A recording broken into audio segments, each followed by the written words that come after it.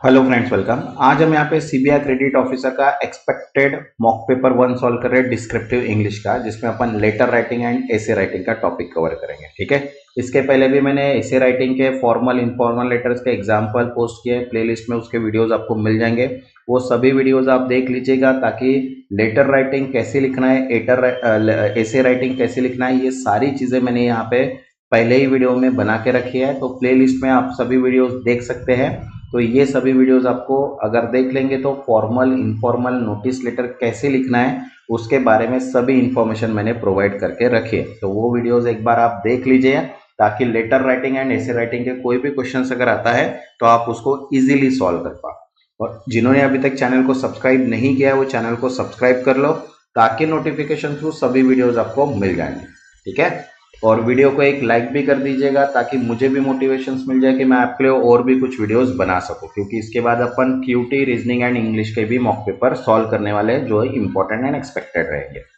तो देखिए यहाँ पे क्वेश्चन नंबर 1 दिया है। फर्स्ट, राइट अ लेटर डेब्ट recovery notice send to defaulter for overdue loans. तो यहाँ पे अपन ने इसके पहले देखा था कि जो कस्टमर है वो अप्लीकेशंस करता था किसको, बैंक को। अब बैंक जो है वो किसको दे रहा है, कस्टमर को दे रहा है एक लेटर, एक नोटिस प्रोवाइड कर रहा है। तो उसके रिगार्डिंग अपन यहाँ पे लेटर्स लिख रहे हैं, क्योंकि अगर अपनी पोस्ट जो अगर क्रेडिट ऑफिसर की है तो क्रेडिट ऑफिसर को एक कस्टमर को कैसे लेटर ड्राफ्ट करना है वो अपन यहाँ पे कवर कर रहे हैं। इसलिए ये अपना एक इंपॉर्टेंट एक्सपेक्टेड टॉपिक है कि ऐसी टाइप के क्वेश्चंस आ सकते हैं कि एज अ आप अगर एक क्रेडिट ऑफिसर है तो कस्टमर को कैसे अपन यहाँ पे लेटर ड्राफ्ट करेंगे, तो उसके हिसाब से अपने को यहाँ पे लिखा है। तो सबसे पहले देखो ये जो लेटर रहेगा ये लेटर ड्राफ्ट मतलब लेटर हेड पे रहेगा, बैंक के लेटर हेड पे। तो यहाँ पे देखो सबसे पहले ब्रांच, ठीक है, central Bank of India Trimurti Nagar branch Nagpur, and उसके बाद अपन ने डेट मेंशन की है। ठीक है। देन उसके बाद अपने को यहाँ पे सब्जेक्ट मेंशन करना है कि डेब्ट रिकवरी नोटिस और ओवरड्यू लोन पेमेंट, ये अपन ने यहाँ पे मेंशन किया है। देन उसके बाद जो भी नाम रहेगा तो डियर रिस्पेक्टेड जो भी लिखना है, तो जनरली अपन क्या लिखते हैं यहाँ पे डियर सॉल्यूशंस देते हैं। ठीक है। तो डियर, अब यहाँ पे फर्स्ट जो पैराग्राफ रहेगा यहाँ पे अपने को बताना है कि अपन किसके लिए ये रिगार्डिंग नोटिस प्रोवाइड कर रहे हैं। तो देखिए यहाँ पे क्या लिखा है, this letter serve as a formal notice regarding the overdue payment on your loan account with Central Bank of India bearing the loan account number 54321169। जो भी अकाउंट नंबर मेंशन होगा वो अपने को यहाँ पे मेंशन करना है। ठीक है। अब यहाँ पे लिखा है कि as per our record the following payment is overdue. अब देखो यहाँ पे अपन ने मेंशन किया कि लोन अमाउंट कितना है, 5 लाख है। ड्यू डेट जो थी वो कब थी, 10/3 मतलब मार्च, 10 मार्च 2025 की ड्यू डेट थी। और आउटस्टैंडिंग अमाउंट जो है वो कितना है, यहाँ पे 25,000 आउटस्टैंडिंग अमाउंट जो है, जो इंस्टॉलमेंट है, जो ओवरड्यू पेमेंट है। ठीक है। अब यहाँ पे अपन ने बता के रखी है। अब देखो यहाँ पे क्या बोला है, we kindly request you to settle the overdue payment. अब यहाँ पे जो भी इंसर्ट डेट अपने को करना है अपन यहाँ पे डेट को इंसर्ट करेंगे। Failure to do by the result in further action including but not limited to legal proceeding as well as additional penalties or charges as a outline in the loan agreement. ठीक है। अब यहाँ पे अपन ने बताया कि अगर ओवरड्यू पेमेंट जो है वो ये डेट पे है, अगर आप फेल्योर होते हैं फर्दर तो इसके लिए अपन लीगल एक्शन ले सकते हैं फॉर एडिशनल पेनल्टीज भी अपन। ठीक है। अब देखो यहाँ पे क्या लिखा है, we urge you to make the payment as soon as possible to avoid acceleration. ठीक है। If you are facing any financial difficulties or require assistant in restructuring of your loan please contact immediately at, यहाँ पे phone number जो bank officer का है और via email eight जो भी हेल्प डेस्क रहेगा वो।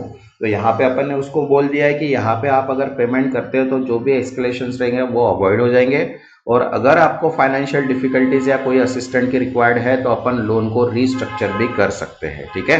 तो अगर आपको चाहिए तो आप कॉन्टैक्ट कर सकते हैं, ये अपन ने यहाँ पे मेंशन किया। We value you as a customer and hope to resolve this matter promptly without further complications. ठीक है। यहाँ पे अपन ने बोल दिया है उसको रिजॉल्व करने के लिए, and thank you for immediate attention to this matter. एकदम सिंपल फॉर्मेट में अपन ने यहाँ पे क्या लिखा है, एक नोटिस लिखा है जो उसको भी समझ में आए जो कस्टमर है, और indirectly simple and well format में अपन ने यहाँ पे कोई भी मिस्टेक, ग्रामेटिकल मिस्टेक नहीं है, स्पेलिंग मिस्टेक नहीं है, डायरेक्टली अपन ने यहाँ पे मेंशन किया। और लास्ट में यहाँ पे देखो यूअर सिंसियरली, जो भी बैंक मैनेजर का नाम रहेगा वो आएगा, देन ब्रांच का सब, तो यहाँ पे अपन ने ये मेंशन किया है। ठीक है, अब जो सेकंड पार्ट है वो है अपना एसे राइटिंग का। इसके पहले भी अपन ने एसे राइटिंग के 2+ मॉक पेपर भी अपन ने सॉल्व किए हैं इंपॉर्टेंट वाले, तो ये भी अपना एक इंपॉर्टेंट एक्सपेक्टेड क्वेश्चन ही आएगा। तो देखिए क्या बोला है यहाँ पे, draft essay on the importance of credit rating in loan approval and management. अब यहाँ पे टॉपिक है अपने पास एसे का कौन सा, the importance of credit rating in loan approval and management. तो सबसे पहले मैंने स्टार्टिंग में बताया था कि सबसे पहले यहाँ पे क्या करना है अपने को, इंट्रोडक्शन पार्ट, देन उसके सब पॉइंट्स यहाँ पे अपने को मेंशन करके उसके बारे में पैराग्राफ वाइज अपने को डेटा मेंशन करना है। तो देखो यहाँ पे क्या लिखा है, a credit rating is a key factor that influence borrower ability to secure loan and condition attached to those loan. It represent borrower financial behaviour and credit worthiness, helping lender evaluate the risk involved in the lending money। Means हम यहाँ पे क्या किया, credit rating का loan approval के लिए क्या importance है यहाँ पे सिंपल सी 2-3 लाइंस में अपन ने यहाँ पे अटैच की है। ठीक है, मतलब यहाँ पे सिंपल, आप जितना हो सके उतना सिंपल अगर फॉर्मेट में लिखेंगे तो उतना बेटर रहेगा कि अपन इसको इजीली सॉल्व कर सकते हैं। ठीक है, अब जो सेकंड पॉइंट है देखिए यहाँ पे क्या लिया है, रोल इन लोन अप्रूवल। अब रोल्स क्या है क्रेडिट रेटिंग का, तो देखो credit rating provide lenders with an objective measure to access the livelihood of timely repayment. ठीक है, अब क्रेडिट लेंडर जो होता है वो ऑब्जेक्टिव मेन क्या होता है उसका, कि टाइमली रीपेमेंट करना। Borrowers with higher credit score are deem less risky, leading to loan approval with more favourable term such as low interest rate and higher loan of amount. अगर credit score अगर अच्छा है तो कम risk रहता है, then उसके बाद loan approval ज़्यादा अच्छे से होता है, रेट ऑफ इंटरेस्ट भी कम होता है और लोन अमाउंट भी ज़्यादा मिलता है। ठीक है, on other hand borrower with low credit score, अगर लो क्रेडिट स्कोर रहता है, मे फेस रिजेक्शन और higher interest rate as they pose a greater risk to the lender. अगर क्रेडिट स्कोर अगर कम होता है तो लोन अप्रूवल रिजेक्ट भी होता है और हायर रेट ऑफ इंटरेस्ट भी पे करना पड़ता है क्योंकि वो रिस्क रहता है। ठीक है, अब देखो रोल इन लोन मैनेजमेंट। अब लोन मैनेजमेंट में क्रेडिट रेटिंग का क्या इंपॉर्टेंस है वो देखते हैं अपन। देखो, once the loan is disbursed, credit rating continue to play a critical role in loan management। okay, lender monitor credit score to manage risk and take necessary action if borrower credit worthiness decrease। okay, a declining credit rating may prompt the lender to adjust loan term or take proactive measures to recover the payment। Borrower credit rating is also impacted by timely repayment of loan, rewarding them with better loan opportunity in the future। ठीक है, मतलब credit rating का loan management में क्या effect होता है ये अपन ने लिखे। अगर एक बार लोन डिस्बर्स हो गया तो उसके बाद क्रेडिट रेटिंग जो है वो स्टार्ट हो जाती है, उसका मैनेज रिस्क करना, देन उसके बाद उसकी क्रेडिट वर्थनेस को क्या इंक्रीज करना है, डिक्रीज करना है। अगर टाइम टू टाइम अगर रीपेमेंट अगर करते हैं अपन तो अपना क्रेडिट स्कोर अच्छा रहेगा। इसके बारे में अपने को यहाँ पे पूरी इंफॉर्मेशन बताना है। देन थर्ड देखो यहाँ पे पॉइंट लिखा है fourth, impact on borrowers and lenders. अब क्रेडिट रेटिंग का बोरोवर्स एंड लेंडर्स के ऊपर क्या इंपैक्ट होता है देखो। For borrowers maintaining good credit rating lead easier access to loan and better term which can significantly reduce cost of borrowing over a time।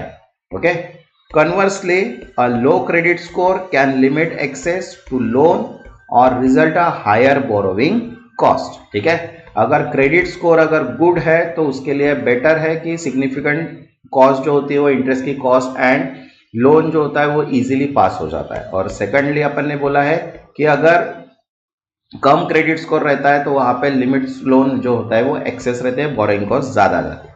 अब देखो यहाँ पे फॉर लेंडर्स के लिए बोला है कि for lenders credit rating are essential in minimising the risk of non repayment, allowing them to offer loan to credit worthy individual or businesses, thereby ensuring a profitable and stable lending environment, मतलब दोनों को impact अपन ने यहाँ पे बता दिया। अब last में मैंने हर इसमें बताया कि कंक्लूजन लिखना बहुत जरूरी है, कि कंक्लूजन अगर लिखेंगे तो सिंपल जो फॉर्मेट है वो अपना क्लियर हो जाएगा। तो देखो कंक्लूजन क्या लिखा है अपने, credit rating are indispensable for both loan approval and management.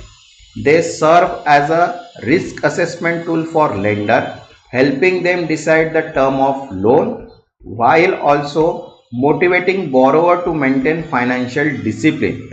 Ultimately, healthy credit rating benefit both parties, ensuring that loans are granted based on borrower's ability to repay, lending to the stable financial environment। मतलब यहाँ पे अपन ने loan approval and management के बारे में, अगर हम credit rating अगर अच्छा है तो अपने को लोन इजीली मिल जाता है, और बोथ पार्टीज के लिए क्रेडिट रेटिंग क्या है मेंटेन रखना जरूरी है ताकि इजीली लोन फाइनेंस हो सके। ठीक है, इतना सिंपल इजी वे से अपने ने क्या लिखा है, ऐसे लिखा है, ज़्यादा लिखने की ज़रूरत नहीं है, लेकिन जो लिखना है कंसाइज लिखो, शॉर्ट लिखो, लेकिन एरर फ्री लिखोगे उतना अच्छा है, उतने मार्क्स ज़्यादा मिलेंगे। ऐसे नहीं कि बहुत सारा ऐसे लिखना है, शॉर्ट लिखो, कंसाइज लिखो, लेकिन प्रॉपर वे से लिखो, तो ऑटोमेटिकली मार्क्स जो है वो अपने कवर हो जाएंगे। ठीक है, नेक्स्ट जो रहेगा वो अपन एक्सपेक्टेड मॉक पेपर 2 भी सॉल्व करेंगे यहाँ पे, डिस्क्रिप्टिव इंग्लिश एंड जीके का, प्लस इसके बाद हम यहाँ पे reasoning, quantity aptitude and English का भी मॉक पेपर सॉल्व करने वाले हैं कंटिन्यू।